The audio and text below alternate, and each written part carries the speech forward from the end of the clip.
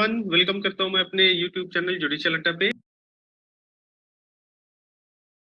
आज के इस वीडियो में हम लोग स्टॉपल के बारे में समझेंगे। स्टॉपल पे एमसीक्यूज हम लोगों ने 7-8 एमसीक्यूज है, उसको हम डिस्कस करेंगे। बट बिफोर दैट हमें लगता है कि स्टॉपल के बारे में थोड़ा सा कॉन्सेप्चुअली आपको जान लेना चाहिए। इससे पहले स्टॉपल पे क्लास हम लोगों ने लिया है और स्टॉपल में बहुत ही डिटेल से उसमें समझा है। बट यहाँ पे एमसीक्यूज से पहले थोड़ा सा मैं कॉन्सेप्चुअली समझा देता हूँ स्टॉपल के बारे में। देखिए स्टॉपल क्या होता है। स्टॉपल का प्रोविजन जो इंडियन एविडेंस एक्ट में है वो 115 में है। ठीक है जी, 115 में है, 116 में है और 117। There are only 3 sections in Indian Evidence Act which deal with the concept of estoppel. अब भाई 115 में स्टॉपल का मतलब बताया कि स्टॉपल किसे कहेंगे। देखो स्टॉपल का मतलब आप ऐसे समझो, स्टॉप। भाई बहुत ही सिंपल है, इतना याद करना, इसमें कोई दिक्कत है। स्टॉपल का मतलब स्टॉप, ई हटा दो। ठीक है, स्टॉप बन गया। स्टॉप मतलब आपको रोका जा रहा है, आपको स्टॉप किया जा रहा है कि जो कुछ भी आपने डिक्लेरेशन दिया है, जो कुछ भी आपने कमीशन किया है या ओमिशन किया, जो कुछ भी आपने एक डिक्लेरेशन करके बताया है सामने वाले को, और आपके बताने की वजह से सामने वाले ने रिएक्ट किया। क्या किया है? सामने वाले ने एक्ट अपॉन किया है कि आपने बता दिया कि भैया मैं इस लैंडलॉर्ड का मालिक हूँ, एंड सामने वाले ने आपको पैसे दे दिए कि ठीक है भैया मैं ये जमीन खरीदना चाहता हूँ, अच्छा आप ही मालिक हो। तो आपने उसको इस तरीके से रिप्रेजेंट किया, you have declared in such a way so that the other person may think or the other person has believe that you are the owner of that land, कि आप उस जमीन के मालिक हो, और ये समझ के उसने आपको पैसे दे दिए। फिर आप बाद में इसको डिनाई नहीं कर सकते, नहीं नहीं मैं मालिक नहीं हूँ, तो पैसा पैसा फिर क्यों लिए। आपको वो जमीन उसको बेचनी पड़ेगी, है ना। मान लिया कि वो जमीन आप मालिक नहीं थे उस टाइम, लेकिन आपने ऐसे डिक्लेरेशन दिया, उसको ऐसे डिक्लेयर किया, ऐसे अपने आप को रिप्रेजेंट किया कि सामने वाले ने बिलीव कर लिया कि हाँ यही मालिक होगा। बाद में वो प्रॉपर्टी सच में उस आदमी के पास आ जाता है जिसने गलत तरीके से रिप्रेजेंट किया था। हो सकता है कि वो आदमी बेटा हो, जो लैंडलॉर्ड एक्चुअल में था उसका बेटा हो वो आदमी, और उसका बेटा ये कह रहा है कि भैया ये प्रॉपर्टी मेरी, लेकिन उस समय उसकी प्रॉपर्टी नहीं थी। लेकिन बाद में सच ने, उसके फादर ने उसको प्रॉपर्टी वो दे दी, ठीक है, गिफ्ट में दे दी या इनहेरिट कर दी, जो भी है दे दी। बाद में वो बंदा मना नहीं कर सकता कि नहीं अब ये जमीन मैं नहीं बेचूंगा, क्योंकि जब मैं तुमसे प्रॉमिस किया था उस टाइम मैं मालिक था ही नहीं, और इस तरीके से अब मैं नहीं बेचूंगा। तो वो बाद में डिनाई नहीं कर सकता, क्योंकि आपने जो पहले रिप्रेजेंट किया था, अपने आप को डिक्लेयर किया था, उससे सामने वाले ने एक्ट अपॉन करके उसने उससे उस पर भरोसा करके सामने वाले ने रिएक्ट कर दिया। व्हेन सामने वाला रिएक्ट करता है बिलीविंग योर डिक्लेरेशन, और फिर आप उसके उससे डिनाई नहीं कर सकते। तो इसमें सिंपल से हमने बताया था स्टॉपल का कॉन्सेप्चुअली क्या होगा, कि स्टॉपल मतलब जो वादा किया वो निभाना पड़ेगा। आपने जो वादा किया वो निभाना पड़ेगा, ठीक है। एक रूल ऑफ एविडेंस है, आप ये कह सकते हैं। और एक तरीके से एक कॉमन हो जाता है, इररिबटेबल प्रिजम्पशन से थोड़ा सा सिमिलर ये होता है, लेकिन मैं ये नहीं कहूंगा इररिबटेबल प्रिजम्पशन होता है। इररिबटेबल प्रिजम्पशन में क्या होता है कि जिसे डिनाई नहीं किया, जिसे रिबट नहीं किया जा सकता, जिसे पलटा नहीं जा सकता, है ना। That's called irrebuttable presumption. यहाँ पे भी इसी तरीके से मिलता जुलता कॉन्सेप्ट है स्टॉपल। स्टॉपल में किसी फैक्ट को लेके आपने कोई चीज डिक्लेरेशन दे दिया, कोई चीज आपने रिप्रेजेंट कर दिया, तो वही चीज मानी जाती है। बाद में आप उसे डिनाई नहीं कर सकते, यानी कि कोई चीज आपने खुद एडमिट किया है एक बार, आप उसे फिर अब डिनाई नहीं कर रहे हो, आप उसको डिनाई नहीं कर सकते, ठीक है। अच्छा, और कई चीजें हैं, जैसे आप यहाँ पे इलस्ट्रेशन जब आप पढ़ोगे 115 का, जैसे मैंने बताया 115 ए का 115 में डेफिनेशन दिया स्टॉपल का, 115 ए का इलस्ट्रेशन पढ़ोगे, वहां पे कह रहा है A intentionally falsely leads B to believe that certain land belongs to A. वही वाला एग्जांपल है कि ये जानबूझ के और गलत तरीके से बी को ये बताता है कि भैया ये जमीन मेरी है। एक जमीन रहता है, ए कहता है ये जमीन मेरी है, and thereby induces B to buy and pay for it. और बी को इस तरीके से भड़काता है, प्रलोभन देता है कि इस जमीन को खरीद लो, है ना। तो बी उसको पैसे दे देता है। उसके बाद एक्चुअली में सच में ए उसकी प्रॉपर्टी हो जाती है, वो प्रॉपर्टी ए की सच में हो जाती है। And A seeks to set aside the sale on the ground that at the time of the sale he had no title, he must not be allowed to prove his want of title. अब ये बाद में चाहे नहीं भैया मैं set aside करना चाहता हूँ, चूंकि जब मैंने तुम्हें बेचा तो मैं इंटाइटल नहीं था बेचने की, है ना, तो मैं अब इस जमीन को बेच नहीं सकता, ठीक। या वो ये कहे कि अब ये पैसा वापस ले लो, मैं जमीन नहीं दे सकता, मैं जब तुम्हें बेचा तो वो इंटाइटलमेंट था ही नहीं, मैंने गलत तुमसे बताया था। तुम मना वो नहीं कर सकता, भी उससे फोर्स कर सकते हैं कि नहीं हम नहीं जानते, हम तो भैया हम तुम्हें समझ के खरीद लिए थे, हम पैसे दिए तुम्हें, हमें जमीन चाहिए, हमें यही जमीन चाहिए। तुमने क्यों कहा था, तुमने तो ऐसे रिप्रेजेंट किया कि तुम इस जमीन के मालिक हो, अभी तुम मना कर रहे हो, डिनाई कर रहे हो, नहीं, तो ये अलाउड नहीं है ए को।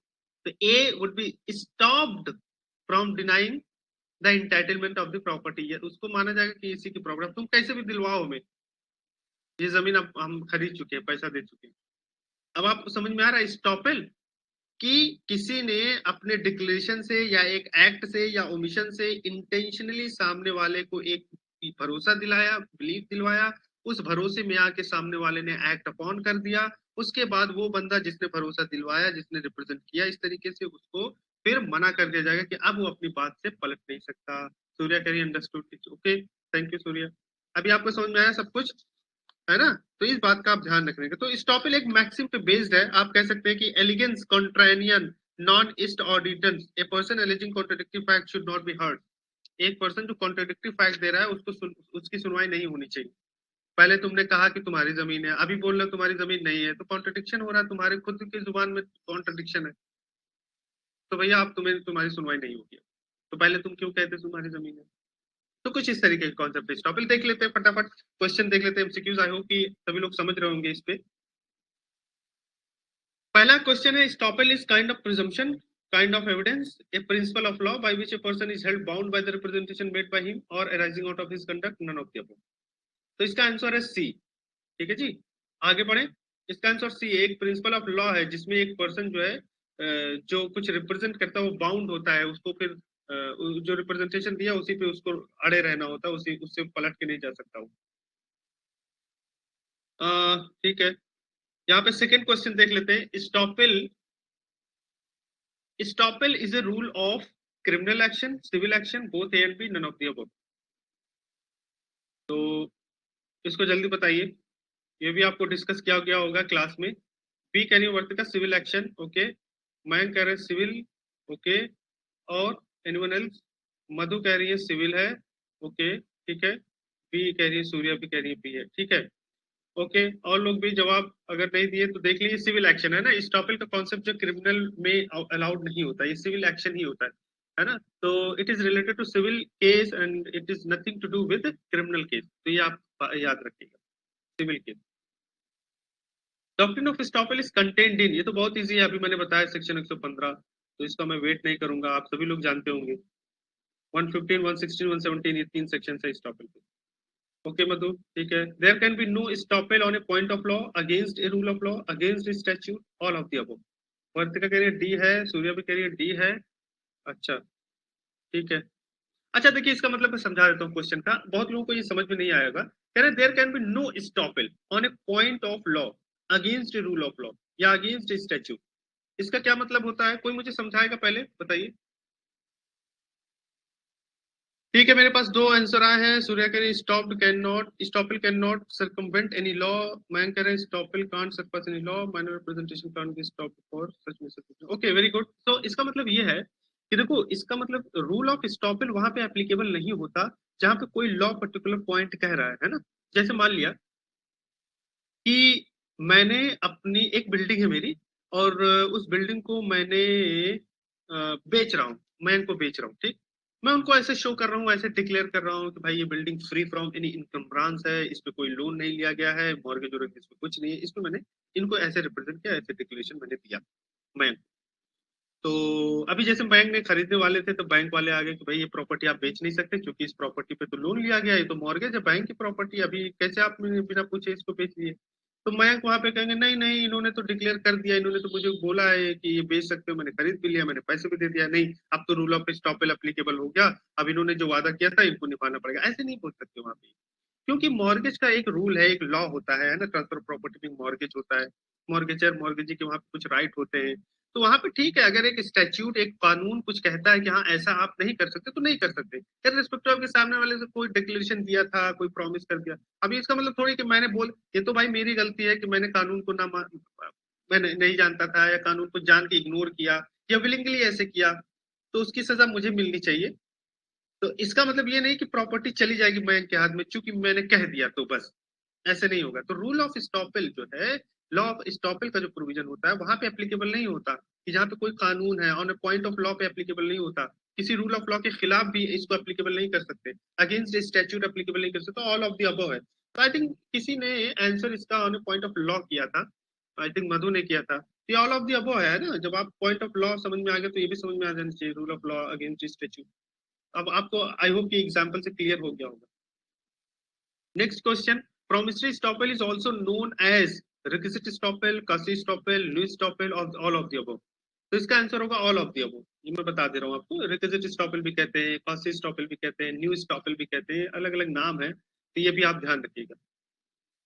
नेक्स्ट एमसीक्यूज देख लेते हैं. Under promissory estoppel. अच्छा, प्रोमिसरी स्टॉपल को समझने से पहले सबसे पहले हम देख लेते हैं प्रोमिसरी स्टॉपल कहते किसे. देखिए, प्रोमिसरी स्टॉपल में ये होता है कि आप फ्यूचर में कोई एक्शन देने के लिए या कोई रिप्रेजेंट कर रहे हैं, किसी फ्यूचर एक्टिविटी को रिप्रेजेंट कर रहे हैं कि भाई फ्यूचर में मैं ऐसे करूंगा, तो आपने कुछ प्रॉमिस वे में कह रहे हो, तो फ्यूचर में आपको करना पड़ेगा, तो आपको फ्यूचर में वैसे करना पड़ेगा, आपको फ्यूचर में स्टॉप कर दिया जाएगा अगर उसे डिनाई करोगे तो.